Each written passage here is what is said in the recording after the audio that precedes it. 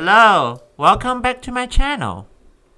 Today I'll be making Napa Cabbage sticky rice rolls. Let's get right to it. To start, clean and rinse sticky rice with water until water turns clean. Soak overnight. Drain and place rice on a piece of cloth. Steam rice over high heat for 30 minutes. Remove from heat and let it cool. Add potato, loose carrot, shiitake mushrooms to a blender. Mince the ingredients and set aside for later use. Also mince pork in blender. Bring a wok of water to boil and add a drop of cooking oil. Blanch Napa cabbage leaves for about 1 to 2 minutes. Remove and quickly plunge them in icy water to stop the cooking. Also blanch dandelion leaves in boiling water for 1 to 2 minutes. Also plunge them in cold water.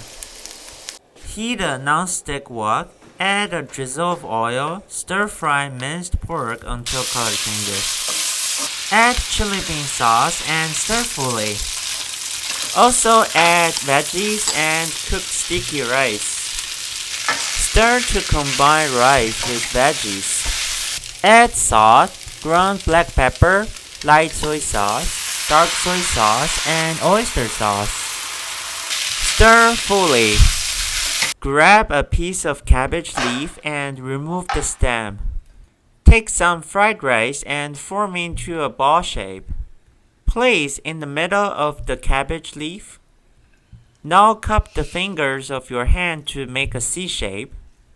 Place a wrapper in the middle of the C shape so that the filling is in your palm and the wrapper is laying on the outside of your hand.